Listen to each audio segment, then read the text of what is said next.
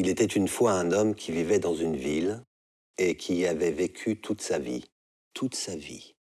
Il avait un emploi dans le centre-ville et se rendait chaque jour au travail depuis la banlieue pour retourner le soir chez lui.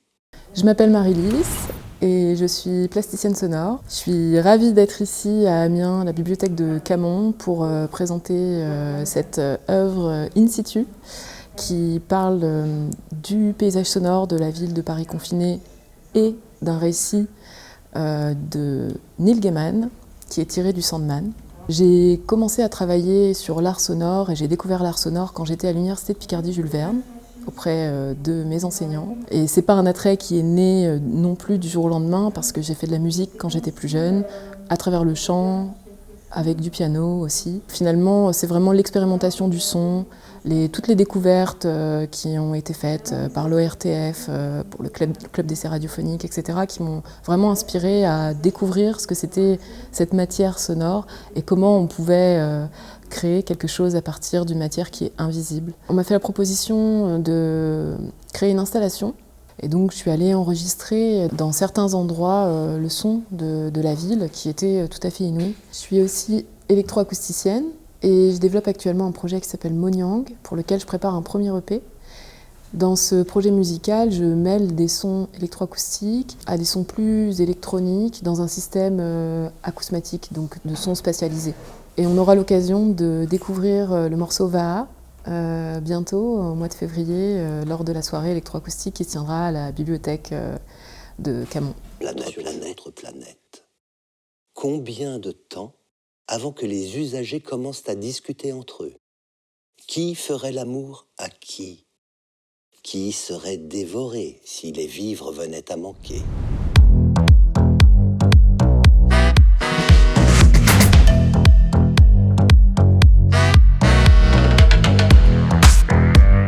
Je m'appelle Aurélien Farlet. J'ai commencé la peinture quand j'étais à Saint-Quentin dans une école de dessin, à l'école Quentin de la Tour. Puis je suis rapidement passé à la musique, j'ai fait un petit peu de solfège. Et quand je suis arrivé à Amiens en 2000, j'ai repris la musique. J'ai fait partie d'un groupe de métal qui s'appelait Anorak. Et parallèlement à ça, j'étais aussi professeur des écoles. Pareil, de 2005 à 2022. Progressivement, j'ai voulu arrêter le professorat des écoles pour me diriger plus vers l'art. Cette année, je ne fais que de l'art, donc je fais des expositions, aussi des performances comme ce soir, et des interventions dans les écoles et dans les IME. J'ai essayé de mettre les mêmes intentions dans la peinture que celle que je mettais sur scène, à savoir beaucoup de rage, et beaucoup de fulgurance et beaucoup d'urgence en fait. Les premiers tableaux que j'ai fait à partir de 2016-2017 étaient beaucoup dans une première intention et quelque chose qui soit assez rapide, quoi. Je cherchais pas forcément à être dans des détails ou des choses comme ça, c'était vraiment l'intention qui comptait. Je pouvais très bien prendre des couleurs, une couleur au hasard pour commencer, et après j'essayais de mettre d'autres couleurs qui s'associaient à cette couleur-là.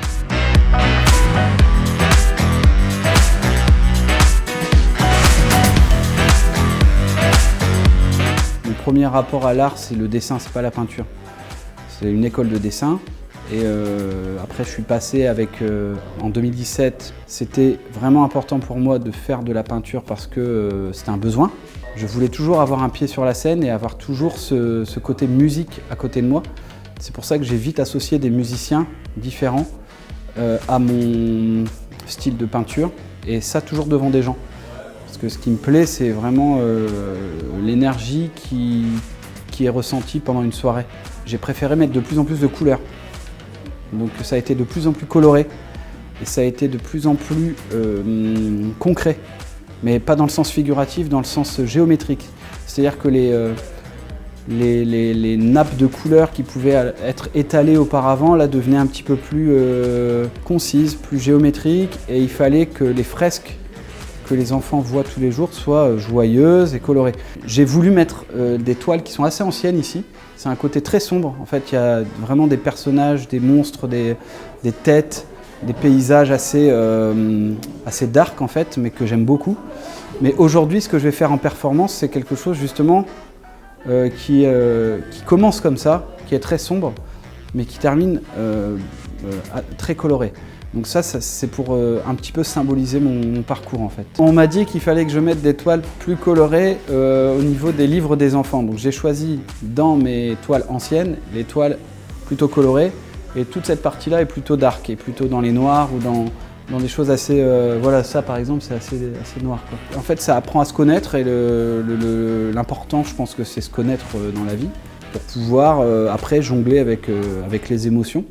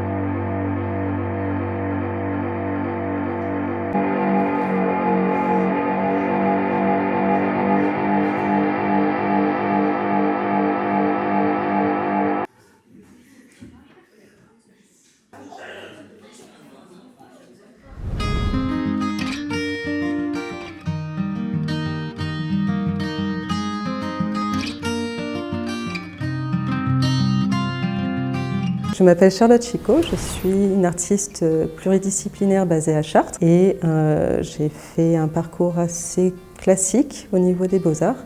J'ai commencé par les Beaux-Arts du Mans pendant 2 ans et ensuite je suis partie en Corée du Sud et sur 8 ans j'y suis restée à peu près 4 ans et demi, 5 ans. Ce qui m'a par la suite donné envie de reprendre l'école des Beaux-Arts où j'ai fait les Beaux-Arts de Lorient pour l'année de licence.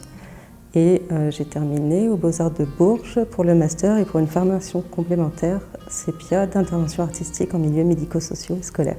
Lors de l'apprentissage de la langue coréenne, j'ai eu pour exercice de me parler à moi-même pendant 5 ans. Lors de l'évolution de l'apprentissage de la langue, évidemment, on a l'intonation française qui va être d'abord présente. Et ensuite, peu à peu, on apprend à travailler la gorge pour avoir vraiment le bon accent. J'ai écrit des textes et ces textes-là, je les ai retransmis en impression 3D. Donc c'est des spectrogrammes tridimensionnels d'empreintes vocales et on peut y voir justement les différents accents. Donc l'accent français qui est plutôt fort va faire des pics plutôt hauts, alors que l'accent coréen qui est peu à peu maîtrisé va faire des pics plutôt bas. Ces différents textes et donc ces différentes impressions 3D sont pour moi 3 points distincts de ma vie là-bas et donc un peu 3 petits paysages sonores. C'est 3 mini-Séoul en quelque sorte. Après avoir fait ces petites impressions 3D, j'ai voulu poursuivre cet exercice-là et je suis partie plutôt sur un discours de ma mère sur les souvenirs et ces impressions 3D se sont transformées en résine. Donc la particularité, c'est qu'une impression 3D, lorsqu'on repasse un laser dessus, on peut quelque part redécouvrir le son, alors que la résine va refléter les rayons du laser et donc on ne pourra jamais relire le son. Donc ces souvenirs-là sont en quelque sorte cryptés, comme lorsqu'on se souvient de quelque chose, on ne peut jamais refaire complètement un souvenir. Je compte poursuivre ces recherches-là à travers le son, sauf que cette fois-ci, je vais traduire les images en impression 3D sonore. Donc l'image devient son et ce son devient paysage.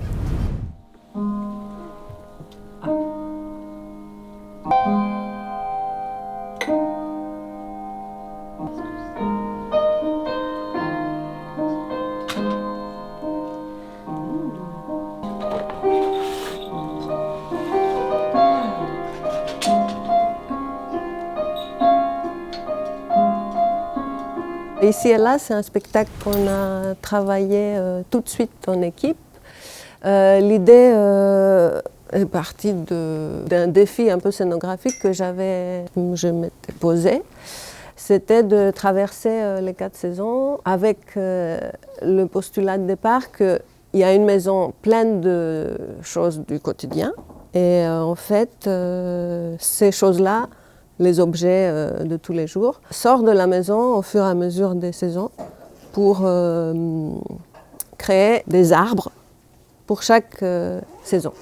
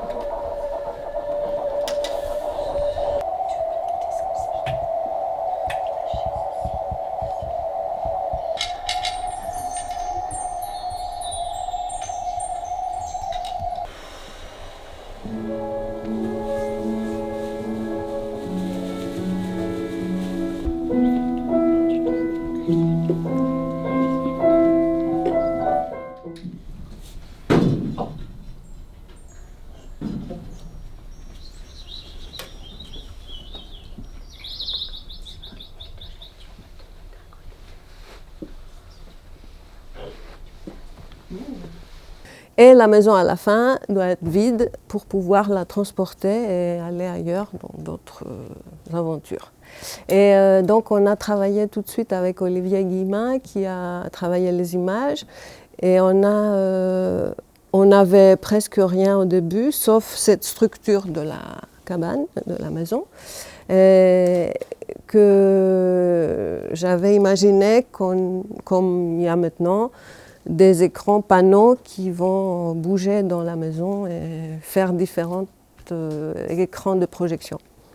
Donc après, il y avait les idées de travailler sur des matières et la lumière elle est venue aussi avec. Et avec Ilya Solou qui fait le piano ici, c'est pareil, on a travaillé tout de suite ensemble sur des thèmes de saison. Après, il y a eu donc Christine Moreau qui travaille sur plutôt l'interprétation sonore parce que j'ai un micro dans le spectacle et du coup, elle peut agir en direct sur le son soit les mots que je dis, soit les bruitages qui sont avec les objets. C'est un spectacle qui s'est créé vraiment tout en même temps. C'est très souvent comme ça que je travaille.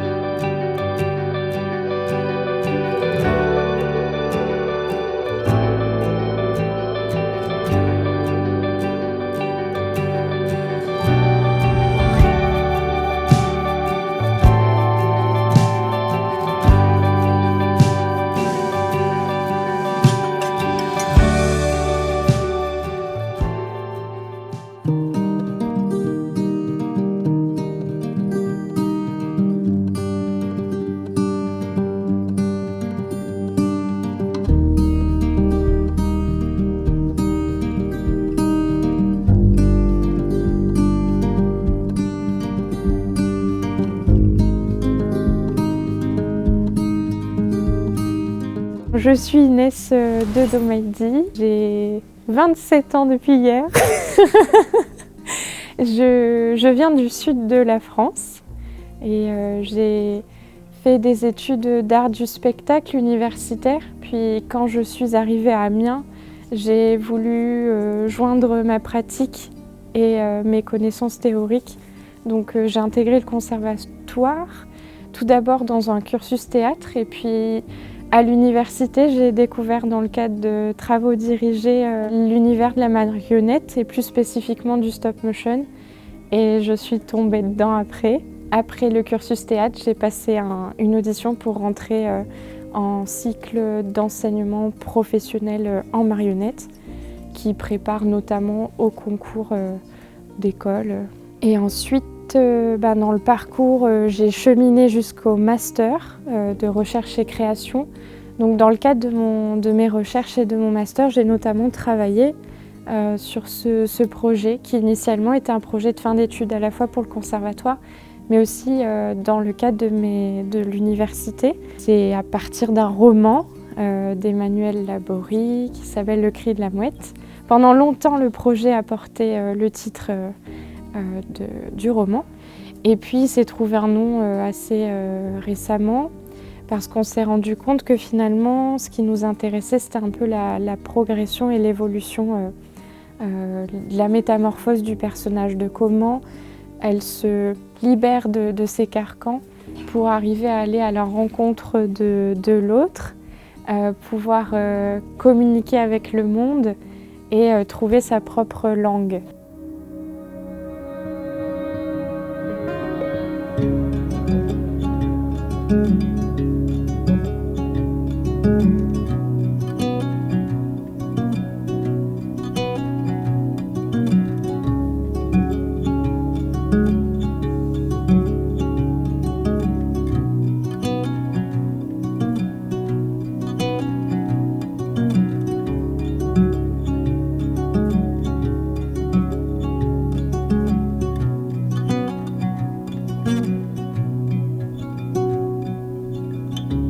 C'est en traversant cette épreuve finalement et tous ces traumatismes qu'elle va pouvoir surmonter, grandir et se libérer de ce qui l'a bloqué précédemment.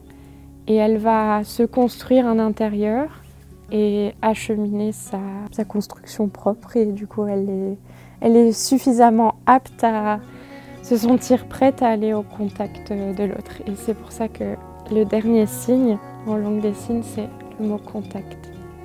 Au niveau du compagnonnage avec le tas de sable chez Panse Verte, ça s'est formé parce que j'ai rencontré Sylvie Bayon à l'université. C'est elle qui dirigeait le TD quand j'ai découvert l'univers du stop motion, puis après de la marionnette. Elle était accompagnée ensuite au conservatoire d'Éric Goulouzel, qui est co-directeur artistique de la structure et de la compagnie. Le compagnonnage s'est formé, c'est assez rigolo parce que pendant longtemps, j'ai tourné autour j'ai fait des études de médiation culturelle aussi et je continuais ma pratique artistique et Sylvie Bayon m'a poussée l'année dernière à vivre une carte blanche.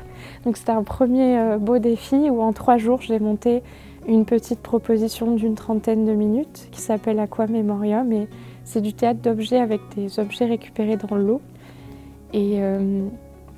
Et en fait, Sylvie me suivait de près, elle suivait aussi la formation du cri de la mouette qu'elle avait accompagnée pendant mes études. Et voilà, ils sont toujours attentifs à mes créations et m'ont proposé un compagnonnage dans la suite logique de ma pratique artistique et de ma relation aussi avec les publics et de tous les questionnements que j'avais et de mon envie d'insertion professionnelle. Le tas de sable chez Panse Verte m'ont parlé du dispositif Repère. C'est grâce à eux que j'en ai pris connaissance. Ils m'ont encouragée à candidater et j'ai candidaté à titre individuel, mais j'ai bien précisé que c'est porté collectivement et que le projet il se construit pas seul, même si ça reste un seul en scène et qu'on voit qu'une personne en scène, il y a des personnes autour. C'était important pour moi de l'appuyer et pour Repère, l'accompagnement, il se fait aussi dans des allers-retours, des rencontres avec les professionnels, un soutien financier, c'est très large Et voilà, je les remercie pour ça.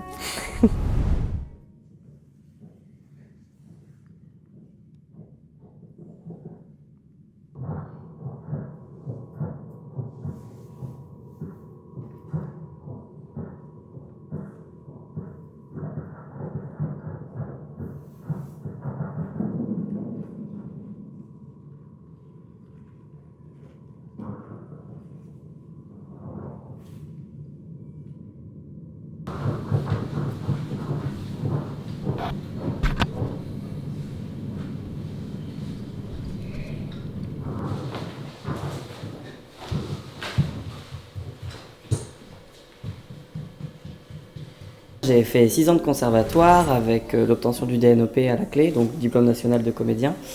Et après, j'ai été embauché par la compagnie des Lucioles, donc par mon professeur de conservatoire. Et ça fait 2 ans que je suis intermittent maintenant. Moi, je suis pareil au conservatoire. J'ai fait 3 ans de conservatoire. Là, je suis à ma 3e année. J'ai sauté le cycle 3, donc je suis directement arrivé en CPS. Le professeur a décidé d'aider un peu les jeunes. Et donc, il nous engage assez fréquemment sur les festivals. Et du coup, j'ai commencé à me former techniquement sur les festivals et puis à être professionnel là-dessus. Et on s'est rencontrés en L1, on était à la fac ensemble.